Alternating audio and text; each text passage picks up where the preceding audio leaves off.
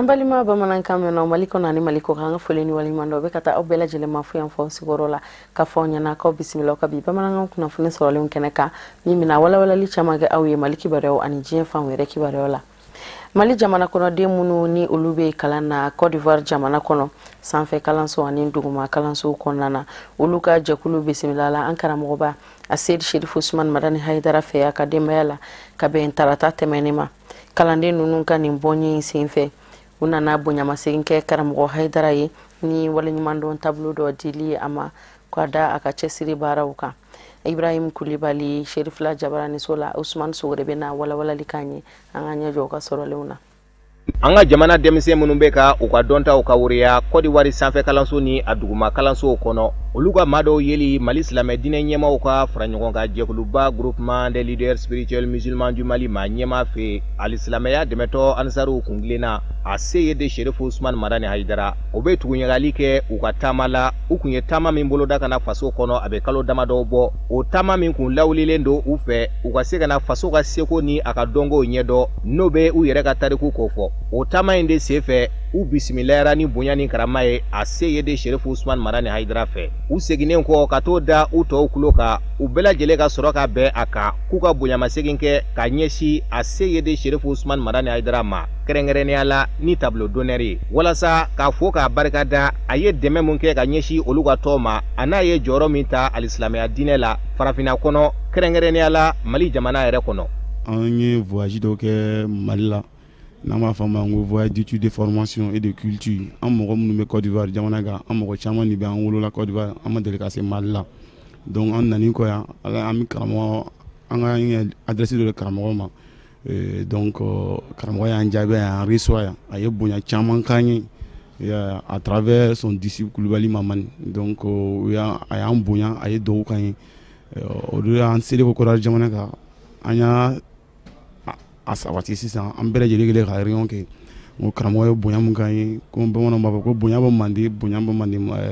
mande masigi donc c'est pour cette raison an y'a décidé ka tableau d'honneur kɛ an dɛmɛbaaw ye donc malien étudiant ni élèves minnu bɛ yen u jɛra ka anw da k'an délégué ko an ka na karamɔgɔ fo ni tableau nin ye parce que karamɔgɔ ye duwawu k'an ye ka tila ka bonyaba k'an ye ni bara mun kɛra denmisɛnw fɛ nana kɔrɔ bɛ ɲɔgɔn na a sɛbɛkɔrɔ fora a seye de Sherif Ousmane Madani Haidara fɛ ni ka sɔrɔ ka duwawu k'u ye u ka kalanw bɛ se ka kuncɛ cogoya min na hɛrɛ la nin ye an denw de ye Mali ye minnu bɛ Côte d'Ivoire kalan na n'u bɛ kalanyɔrɔbaw la olu de nana ka na nin bonya in kan ye comme u kun tɛmɛna an fɛ yan ka kɔrɔ u jamakuluba ala u nana an bonya u segilen kɔ ka taa tuguni u nana ni nin tableau de reconnaissance ye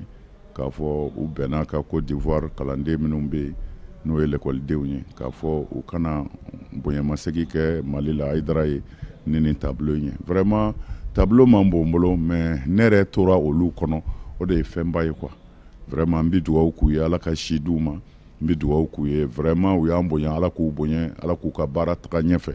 ala k'u kɛ masuuliya c'est-à-dire jɔyɔrɔbatigiw ye sini baaradabaw la baara mɔgɔ y'anw kanu ye tiɲɛ de kanu bon o la mɔgɔ min bɛ baara kɛ tiɲɛ ka dugawu kan ka k'o tigi ye n'olu ye jɔyɔrɔba sɔrɔ jamana o jamana kɔnɔ baaraw bɛ kɛ tiɲɛ kan o la ala k'an n'u dɛmɛ ala k'an n'u sutura vraiment u bɛ min fɛ hɛrɛ la ala k'o k'u ye u bɛ sira tɔɔrɔ o tɔɔrɔ ɲɛ ala ka don n'a cɛ an b'aw ladɔnniya k'a fɔ nin tɔn yɛrɛ sigira denmisɛnw fɛ Côte d'Ivoire jamana kɔnɔ togoya min na kalanden minnu bɛ lafiya ka se ka don u ka lahalayaw la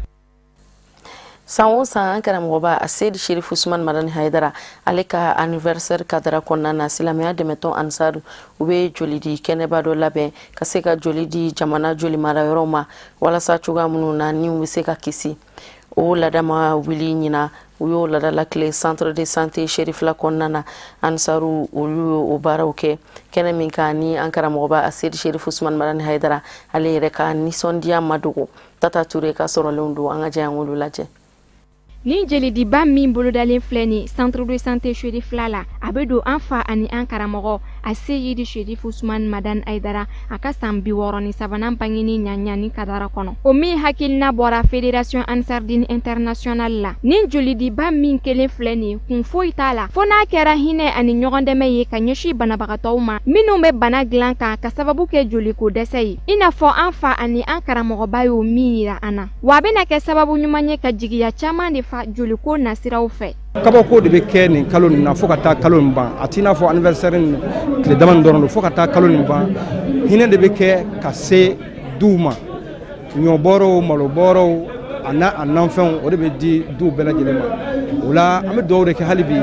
karamɔgɔ nana diɲɛ de sauver. Mais ne nana joli di an karamɔgɔ a Seydi Cherif Ousmane Madane Aidara ale ka bange ni anniversaire bonya o kama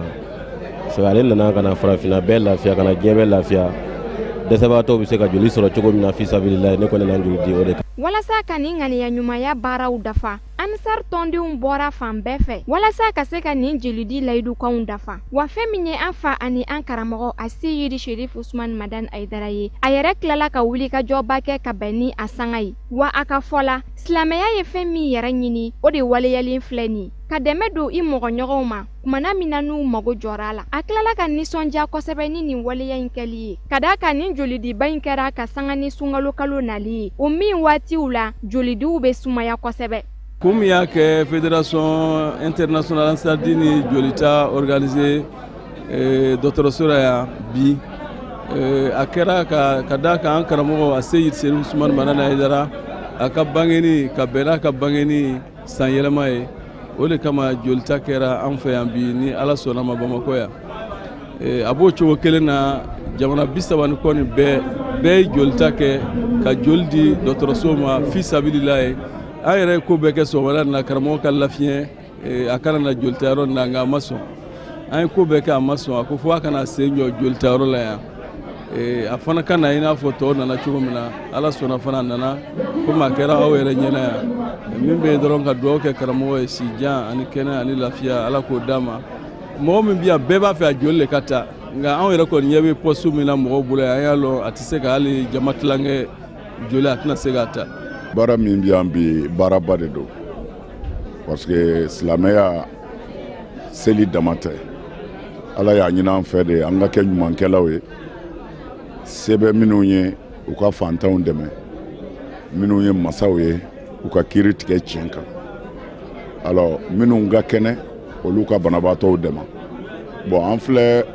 o tulomagɛn kɛnɛ de kan san o san Jamiyat Ansardine Islamiya Mali kɔnɔ ani Mali kɔ kan fana jamana caman na ni joliko gɛlɛya ye jamana sɔrɔ mɔgɔ minnu n'u jigi dalen bɛ olu kan k'u bɛ se ka joli d'u ma o ye ansaru de Mali ani Mali jamana wɛrɛw min ti Mali ye bon san o san Aidara ka anniversaire la ni jolidiba ninnu de bɛ kɛ o kɔfɛ fana ni gouvernement ni jamana mago bɛ joli la u bɛ ci bila ansaru de ma ansaru bɛ taa ka joli d'u ma mɔgɔ caman fana ye ansaru ladege bi minnu bɛ taa joli di kumana o ye ɲumanya de ye mɔgɔ o mɔgɔ n'i ye ɲumanya kɛ ka i mɔgɔ dɔ sauver k'i mɔgɔ ɲɔgɔn dɔ magɛn ni hɛrɛ ye joli t'a la i kɛra sababu ye ka joli d'a ma a b'i n'a fɔ e de y'a ka ɲɛnamaya sauver kumana lahara o ye jɔyɔrɔ ye danti jɔyɔrɔ min bonyana Ala yɛrɛ bolo diɲɛ ya fana ɲumankɛlaw Ala b'u kanu Ala b'u dɛmɛ o la nisɔndiya min bɛ na dan fosi t'a la ansaru ye nin baara min kɛ et puis ka don sunkalo yɛrɛ la i kɔrɔ bon o ye fɛnba dɔ ye sunkalo ye Ala ka kaloba ye ayiwa nin baara in kɛra ka bɛn o daminɛ de ma o la an nisɔn ka di vraiment bɛɛ nisɔn ka di bi k'a fɔ mɔgɔ caman bɛna joli sɔrɔ mɔgɔ caman mago bɛ joli la joli ma sɔrɔ mais alhamdulillah bɛɛ bɛna sɔrɔ bi mana o ye kunnandiya de ye ni n bɛ fɛn fɔ o la n bɛ ansaru de fo k'a fɔ toujours u k'u cɛsiri ni ɲumanya ninnu na Ala b'u sara diɲɛ ye Ala b'u sara lahara fana. An bɛ aw ladɔnniya k'a fɔ mɔgɔ 100 caman de farala ɲɔgɔn kan ka sanga ni nin don kɛrɛnkɛrɛnnen ye wa u bɛɛ lajɛlen kun sigilen don n'a ye k'u joliw di walasa a ka se ka kɛ dɛmɛ ye ka ɲɛsin banabagatɔ gɛlɛnw ma nka joli pɔsi hakɛ min sera ka lasɔrɔ ka da baara yɛrɛ n'a kɛcogo kan o bɛ t'i jɔ joli pɔsi 200 la. An ka jamanakuntigi Elhaji Ibrahim Boubacar Keita a ye Mali jamana fura dilan usine Kolomokari Sanamɔgɔrɔbakaw fɛ yen nɔ u ko a ma ko usine de produits pharmaceutiques Womanwell Pharma Afrique akolo mukarli kene sigira senka kabe me kalo kile 15 de ma jamana ma nyama chama kumbeno Amadou Diallo ani Samba Traoré olu de ka sorolindo Mamadou Ben Cherif Ousmane ba ɲɛfɔ an ɲɛna. Ni izini jɔra dugukolo bonya mun kan hectare 7 kɔri 8 musaka min n'a donna baara in da fɛ o bɛ t'i jɔ fo CFA wari miliyari 30 la ni fura dilanyɔrɔ in dagayɔrɔ bɛnna Sanankɔrɔbakaw fɛ Humanwell Pharma Afrique a baara sera ka danganamaya ala ni Mali jamana ani Chine jamana ka bolodi ɲɔgɔnma kɔnɔna la izini kura in baaraw bɛna kɛ ni mina minnu ye o ye subahana mansi kuraw ye a jɔli hakilina ma dabɔ foyi wɛrɛ kama fo n'a kɛra ka ɲɛda kura di Mali jamana furako ma ka kɛɲɛ ni farafina tile bi yan fanfɛ jamana tɔw ye. Nisɔndiyalenba doya bi k'a lase jamanakuntigi ma a sen seri nin kɛnɛ in kan a n'a ka mago caya bɛɛ ka wuli ka na i jɔ nin kɛnɛ in kan an b'o foli n'o waliɲumandɔn k'a ye. Nin izini in sigira yan a daminɛna kabi san 2012 waatiw la a y'a sɔrɔ an ka jamana taabolo man ɲi kosɛbɛ mais an teri chinois ninnu tuma min na dɔw bɛ ka siga an fɛ baara la olu de ye dusu sɔrɔ ka nin izini in sigi an filɛ min kɔnɔ nin ye bi.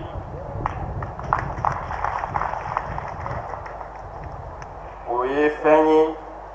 min bɛna fura di an ka jamana ani Afrique de l'Ouest CEDEAO ani UMOA jamanaw bɛɛ ma.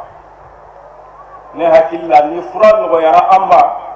o bɛ yala yala fura feere nɔgɔya an ka jamana kɔnɔ a kɛnɛya sabati an ka jamanadenw yɔrɔ.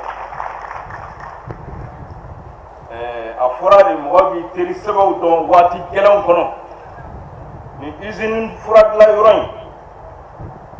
a bɛ mun yira an na a bɛ an ka jamana ni chinois jamana cɛ teriya ɲɛnama min bɛ yen a b'o yira an na an bɛɛ la jamana fila in ye waati gɛlɛnw na tɛmɛ ɲɔgɔn bolo cogo min na fo kana se nin kɛnɛ in kan. Mɔgɔ min n'olu bɛ baara la izini in kɔnɔna la a bɛ t'i jɔ mɔgɔ 230 la o cɛma o mɔgɔw la Chine jamana kɔnɔden 13 b'a a la fan dɔw fɛ a bɛna kɛ sababu ɲumanba de ka baaratanya kɛlɛ Mali jamana kɔnɔ kɛrɛnkɛrɛnnenya la Sanankɔrɔba commune kɔnɔ walasa ka se ka ba don Chine jamana ani Mali jamana cɛ jɛɲɔgɔnya dumanw na o de kama an ka jamana kuntigi El Hadji Ibrahim Boubacar Keita a ye jiri dɔ turu izini in kɔnɔna la ka bɛn ni izini kura in dayɛlɛni don ye sani ka sɔrɔ k'a kolomokar a dɔw ka yɛlɛ an ka jamana kuntigi Ibrahim Boubacar Keita fɛ. Jɛkulu min bɛ wele ko association sɛbɛtɔn u ye fasoden ɲumanya don dɔ kɛnɛ sigi sen kan ka bɛn sibiri tɛmɛnen ma Kalabankɔrɔ ADKN kɔnɔna na u k'a ma ko journée citoyenneté o don in na fasoden ɲumanya baara caman kɛra mɔgɔ caman wɛrɛ tun bɛ yen nɔ ka fara jɛkulu in tɔndenw kan Mamadou Ben Cherif Ousmane ale de ka sɔrɔlenw don an ka jɛ an k'u lajɛ. Ni fasoden ɲumanya kɛnɛ mun sigira fara ɲɔgɔn kan jɛkulu sɛbɛtɔn maaw fɛ a kun de tun ye yanni ka se bi ma baara minnu kɛra ka ɲɛfɔli kɛ o la o baara dɔw tun ye i n'a fɔ ka jamana ka yɔrɔbaw furan misalila sugu sirabaw dɔgɔtɔrɔsow ani ka ɲɛfɔli kɛ citoyenneté fasoden ɲumanya yɛrɛ ye mun ye ani nafa minnu bɛ fasoden ɲumanya la fara ɲɔgɔn kan jɛkulu sɛbɛtɔn maaw u ye nin baara ninnu de ɲɛfɔli kɛ kɛnɛ mun kan ni Kalabankɔrɔ ka caman tun bɛ yen. Misɛnnin ninnu wulilen ka ni kura di association in ma parce que fɛn o fɛn kɛ o tun y'anw ka laɲini de ye an ye u nana bɛɛ don a la fɛn min ye fɛn bɛ se ka an ka sigida taga ɲɛ u y'u ɲɛsin o ma o de la n'u ka ɲɔgɔn ye fɛn o fɛn bɛ kɛ ne bɛ na ne bɛ se ka seereya u ye baara minnu kɛ a ka kɛ saniya sira ye an ka siraba ninnu an ka dɔgɔtɔrɔso an ka misiw tuma bɛɛ n'u y'u ka tɔnsigiw kɛ u b'u ɲɛsin olu de ma an bɛna quartier in kɔnɔ wagati min na ani bi na yɛlɛmaba de donna na fɛn min ye saniya ta sira ye sɛbɛtɔn in jɔyɔrɔba b'a la. fara ɲɔgɔn kan jɛkulu sɛbɛtɔn yɛrɛ sigira sen kan san 2015 san k'a ta o don na ka se bi ma u ye baara ɲuman caman de kɛ ka ɲɛsin Kalabankɔrɔkaw ma. Kalabankɔrɔ ADKN an bɛ tɔn sigira o kama ka yɔrɔ saniya an ka denmisɛnninw ka kisi bana ma anw yɛrɛ ka kisi bana ma yala ni bana bɛ jamana kɔnɔ kɔni jamana tɛ se ka ɲɛ ni nɔgɔ la o de kama sɔgɔmada na an ka bɔ ka yɔrɔ fila ka sugu fila ka dɔgɔtɔrɔso fila ka an ka sirabaw dɔ fila pour que k'a yira k'an b'an faso fɛ. Faraɲɔgɔnkan jɛkulu sɛbɛtɔn ɲɛma n'o ye président ye o ka fɔ la olu ka laɲini ye de ka se ka Kalabankɔrɔ sigidenw ka nafasɔrɔ siraw ani sira minnu bɛ na ni Kalabankɔrɔ yiriwali ka se k'olu boloda. An yɛrɛ ka fara ɲɔgɔn kan an faralen ɲɔgɔn kan an ka se ka ko kɛ an yɛrɛ ye ka ko kɛ an ka sigida ye ka ko kɛ an ka jamana ye. Donc association in créée san 2000 ni san 15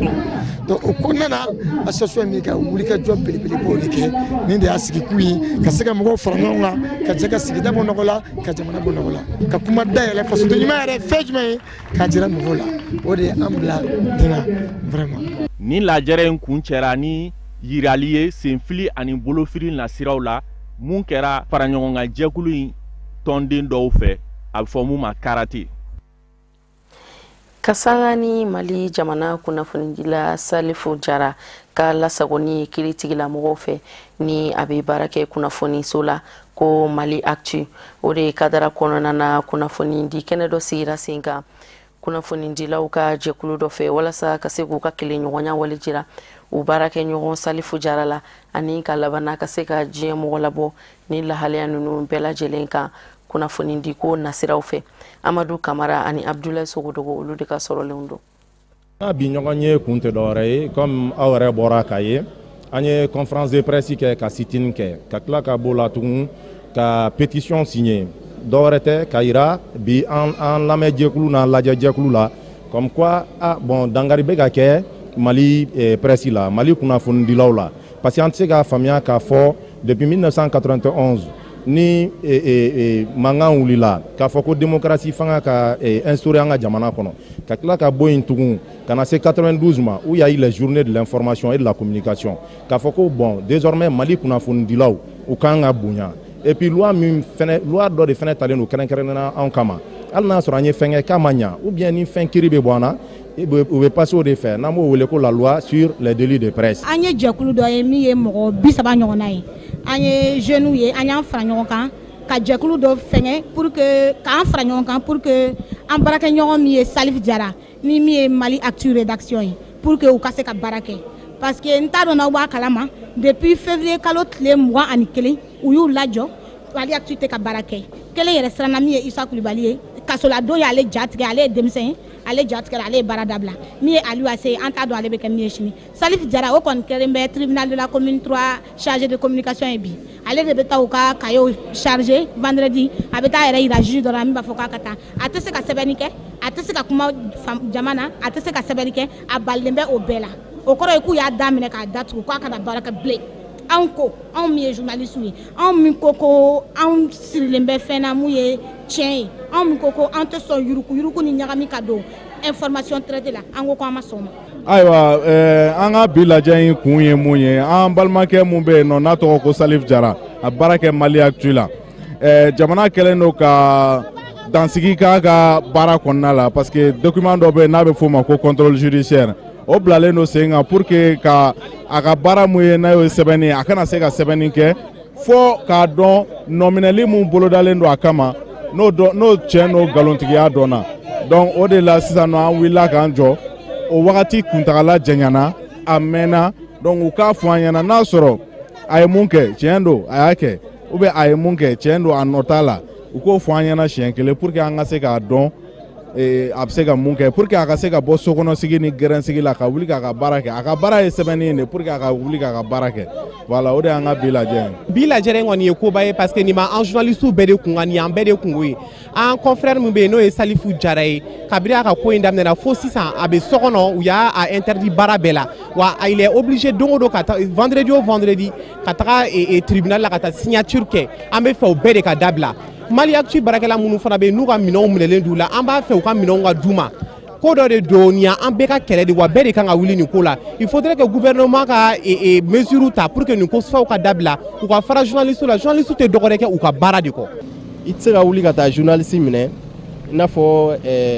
zun i n'a fɔ vagabond n'i bɛ journaliste minɛ la moindre des choses a bɛ interpeller fɔlɔ k'a lamɛn alors i bɛ sɔrɔ ka procédure kɛ. O kɔfɛ an bɔra kalama an wulikajɔw kɛ an ye réunion kɛ an ye dénonciation kɛ presse kɔnɔna na tiɲɛ don u ye mɔgɔ 2 bila a wagati a ka journaliste fila bila mais ale yɛrɛ mun ye promoteur ye a ma bila mais o bɛɛ kɔfɛ an continuera ka wulikajɔ kɛ toujours fo ka taa fɔ ko Salifu yɛrɛ libéré la. Villagère bɛ 3 mai hukumu kɔnɔna la 3 mai ye an ka don de journée internationale de la liberté d'expression et de la presse donc en tant que secrétaire général de TEF a ka an kana kuma kunnafoni di cogoya kan Mali la ani cogoya ko saba bɛ yen minnu bɛ taa a bɛ na sɔn f'an k'olu kuma fɔ ka faamaw hakili lajigin a la ka kunnafonidila yɛrɛ hakili lajigin a la pour que ka jateminɛ ni fɛɛrɛ bɛ sɔrɔ a la o ye an baarakɛɲɔgɔn dɔ bɛ yen ko Birama Ture a tununa nin y'a san kalo damadɔni ani Mali Actu ye journal en ligne de ye minnu bi u tɛ se ka baara kɛ u ka sɛbɛn baarakɛminɛnw minɛlen d'u la kelen yɛrɛ bɛ yen Salif o bɛ taa tribunal la juma o juma donc a tɛ se ka baara kɛ ani an baarakɛɲɔgɔn wɛrɛ bɔra Niger kana Nigérien de don Baba Alpha Niger y'a gɛn a na Mali la. O de b'an sɛnsɛn ka diɲɛ fan wɛrɛ kibaruyaw lasɔrɔ Musa Fanba ka sɔrɔlenw don an ka jɛ an k'olu lajɛ.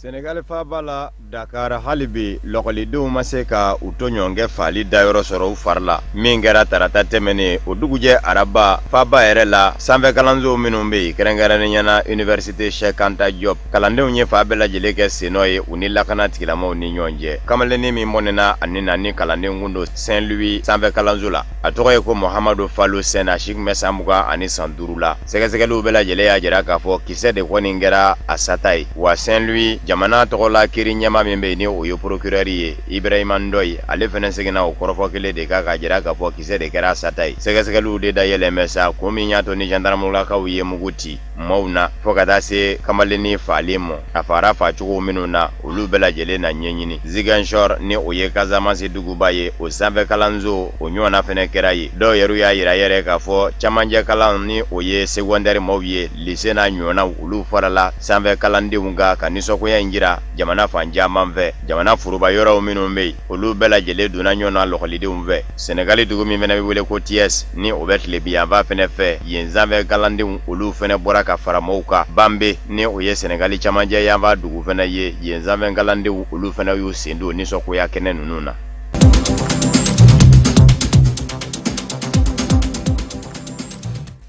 Liberia jamana ɲɛmaakura George Weah n'a ka danga Jewel Taylor Charles Taylor furumuso ko don Charles Taylor min bɛ bɔgɔ jeninen ka diɲɛsirigɛnna ni sirigi jamanaw ka kiiri binakuu kan kunnafoniw n'a mɛn a ye k'a fɔ maa filaw fɔ mɛn ɲɔgɔn kɔ George Weah jamana ɲɛma n'a ka danga Jewel Taylor ni o ye Charles Taylor furumuso ye ŋunuŋunu in kun bɛ ka kɛ fa bɛɛ fɛ ko u man di nka Jewel Taylor ale yɛrɛ nana kɔrɔfɔ in sɛmɛndiya kunnafoniso dɔ la k'a jira k'a fɔ tiɲɛ don ale ni jamana ɲɛma George Weah fɔ mɛn ɲɔgɔn kɔ nka ale bɛ yafa ɲini jamana ɲɛma George Weah fɛ u ka fɔ ɲɔgɔn ma sɔrɔ dɔwɛrɛ fɛ a yɛrɛ ka fɔ la ale ye voyage banbaliw minnu kɛ kɔsada in na k'a sɔrɔ ale min sara jamana ɲɛma George Weah la k'o de diginna kɛ jamana ɲɛma la maa caman bɛ yen Liberia ka denw na minnu kɛn bɛ ka jira k'a fɔ Charles Taylor furumuso Jewel Taylor ka nin voyage caman minnu kɛra jamana kɔ kan k'a caman kun ye ka t'i ɲɛda a furukɛ Charles Taylor de ka Hollande jamana kɔnɔ diɲɛsirigɛnna ni sirigi jamanaw ka kiiribulon Cour pénale internationale CPI la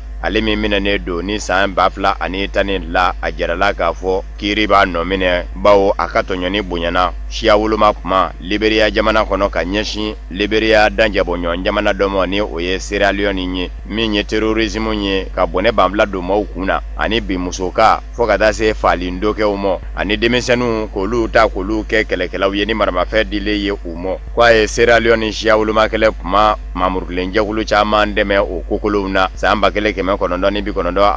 ni ɲɔgɔn cɛ min kɛra sababu ye ka maa 50 ɲɔgɔnna bɔnɛ a nin na nka o bɛɛ lajɛlen tɛmɛnen kɔfɛ ka bɔ yen Liberia jamana ɲɛma George Weah a n'a ka danga ni o ye Jewel Taylor ye Charles Taylor furumuso maa caman kɛn bɛ ka siga don u ka ɲɔgɔn faamu na k'a sabu kɛ yanni u ka ɲɔgɔn sɔrɔ kɔsada in na ka fara ɲɔgɔn kan ka jamana kunnigisi galataw kɛ ɲɔgɔn fɛ maa filaw kun man di Liberia jamana ɲɛma kura George Weah ndolatila kɔrɔ in fura dama Charles Taylor ko man bon a mɔ mo ana ka fanga ɲini jakulu parti national patriotique NPP a fɔra damakɛmɛ ka jira k'a fɔ Liberia bɛ degun o degun na ko nin fanga ɲini jakulu in n'a ma ɲɛma min bɛ bolo la bi k'olu de ka kɛwale do n'a fɔra ko furumuso bɛ o fanga ɲini jakulu ɲɛmaaya la ko Charles Taylor ni o ka laban ka jɛ ka fanga ɲini ɲɔgɔn fɛ a jɛ kɔni kɛra ka min kɔni nka a ye maa caman kɔnɔ gwa Charles Taylor furumuso in min dun b'a nɔna bi fanga ɲini jakulu ɲɛmaaya la ni o ye Jewel Taylor ye a fɔra dama a kɛmɛ ka jira bɛɛ lajɛlen la k'a fɔ ale furu kɛ Charles Taylor ale ma nimisa a ka jamana maracogo la wa ni ale yɛrɛ ɲininka ale b'a fɛ Liberia ka segin Charles Taylor ka mara kɛcogo de mɔ barisabu ka da kan ko Liberia jamana b'i yɛrɛ ye o de kɔnɔ.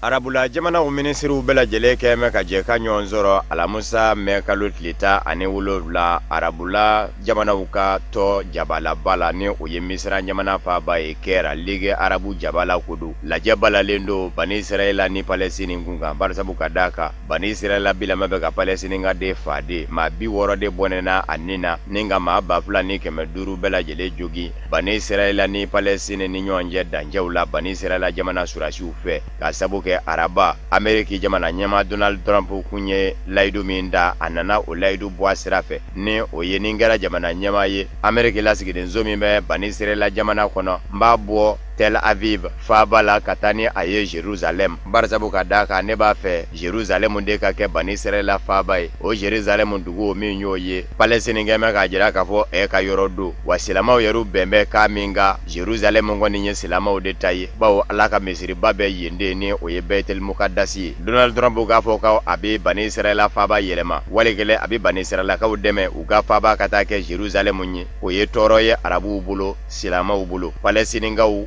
olu de kungo ko ti kɛ Bani Israɛlakaw fɛnɛ ma fila sɔrɔ ka kɛ maaw faali kɔ maa caman de bɔnɛna a nin na o de kosɔn arabulakaw ka tɔ ni o ye Ligue Arabu ye u kɛmɛ ka wele da ka ɲɛsin ɲɔgɔn ma minisiriw minnu bɛ arabula jamanaw kɔnɔ ni u ɲɛsin bɛ u ka jamanaw ni jamana wɛrɛ ni ɲɔgɔn cɛ kun ɲɛnabɔw ma olu bɛ ɲɔgɔn sɔrɔ a lajɛ balalen da la ni k'a lajɛ ka bɛn ka dɔ ka min bɛ se ka fɔ Donald Trump ni Bani Israɛl ma ɲɛmaw ye nka sɛbɛnfura ɲɛnabɔba ni o ye secrétaire général ye Abdul Gate ye a jira k'a fɔ arabu jamana bɛɛ lajɛlen bɛ walejugu in kɔ Bani Israɛl ye fɛn min kɛ ka ɲɛsin Palestine ma ko jɛma kɛ ni a ye jamana si fɛ o tɛmɛnen kɔfɛ Donald Trump min fɛnɛ ye a jira k'a fɔ a bɛ Ameriki lasigidenso yɛlɛma ka bɔ Tel Aviv ni ka taa ni a ye Jerusalem ko fɛn do ko fɛn min ni arabula jamanaw ma jɛ ni a ye Ligue Arabu ni o ye arabuw ka tɔn ye u k'u bɛ wele bila ka ɲɛsin diɲɛ seleke naani setigi jamanaw ka kiiribulon Cour pénale internationale CPI ma a ka sɛgɛsɛgɛli dayɛlɛ ka Bani Israɛl ma ɲɛmaw kɛma ka jira k'a fɔ olu ye fanga kɛ k'u yɛrɛ dɛmɛ ko in na ni o taara bange maa fa la kun min kama k'u ka jamana dancɛ lakana ni ko de do.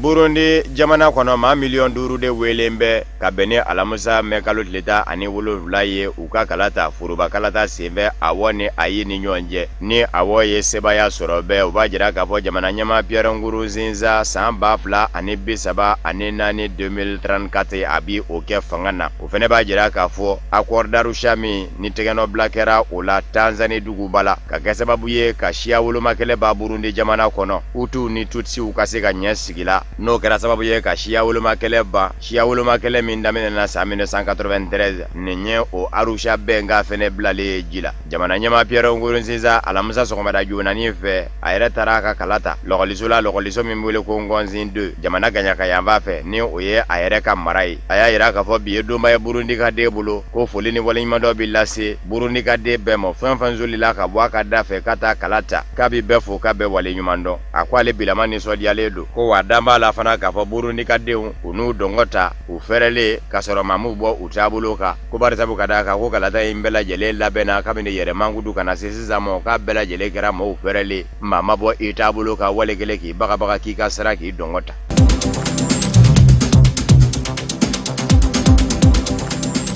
Amerikikaw ka jamana ɲɛma Donald Trump ye dakuru ɲɛ kelen wɛrɛ lase min ye maaw bɔ u taabolo kan a bɛ deli k'a fɔ do tɔw la farafina jamanaw ni Ameriki kɔnɔ jamana dɔw ma ko kolobo kalaba jamanaw do pays de merde an bɛ se k'a bila kolobo kalaba fɔcogo in kɔnɔ n'o tɛ pays de merde o kɔrɔ ye ko a jamana ninnu caman ni saranga de ye kelen ye o kun digira farafina jamanaw na a n'an bɛ dakuru ɲɛ kelen wɛrɛ fɔ nin sen min laban bɛ ka digi maaw la ko kura a ko maa minnu kɛn bɛ k'u ka jamanaw bila k'u bɛ taa fɛn dɔ ɲini na ni u k'u ma ko migrant ko maanifinw tɛ ko baganw de don a ye kɔrɔfɔ in fɔ jabarani yɛrɛ de la directement chez Amérique jamana kɔnɔ a ko tungana taaba ninnu ko tɛ wa ko maaw tɛ koyi ko baganw de don a ko an y'o bɛɛ lajɛlen gɛn ka t'u bila ani Mexique danger la wa nisɔndiyalen y'a yira yɛrɛ k'a fɔ u bɛ ka gɛn cogo min na nin se Amérique jamana fɛ ko kabini Ala kun ka Amérique da ko a kun ma deli ka dina gɛn nin cogo in na a nisɔndiyalen ko in digira maa caman na kɛrɛnkɛrɛnni ɲɛna kunnafoni sɔrɔ sira kuraw sanfɛ réseaux sociaux maa caman y'i ka nisɔngoya jira a la maa bɛ se k'i maa ɲɔgɔn kɛ baga ye cogo jumɛn Donald Trump ma da o ma a ye i ɲɛsin Amérique mara dɔ ma ni o ye Californie mara ye Californie kɛ kun bɛ ka sariya kɛrɛnkɛrɛnnen dɔ ta ka lahɔrɔma dɔ jɔ tungaranke ninnu ye ni u ye degun sɔrɔ ni sera ka don Californie mara kɔnɔ a ka ca la lakana tigilamaw ni ɲɔgɔn cɛ bi nɔgɔya kosɛbɛ Donald Trump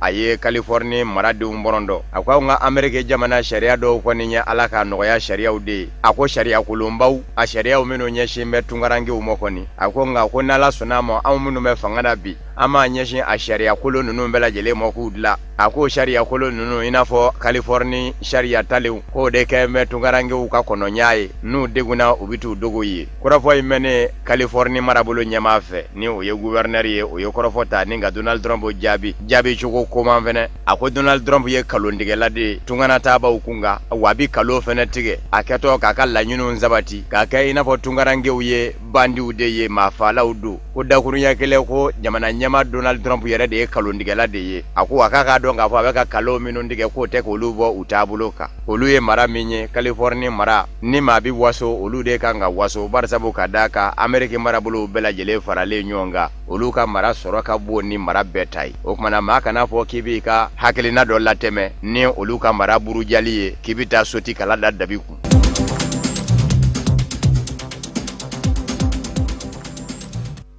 o de bɛ dansigi kɛ bi bamanankan kunnafoni sɔrɔlenw na minnu sera ka fara ɲɔgɔn kan ka bɛn ni kuma ɲi kunnafonidiso ɲɛmɔgɔyaso fɛ k'a lase aw ma aw ni ce aw ka ɲamadaliw la aw k'an bɛn ni Ala sɔnna ma laseli nata ni Ala ma basi wɛrɛ kɛ aw ni anw na aw ni Musa Fɔnba de bɛna na ɲɔgɔn sɔrɔ yan nɔ aw ni ce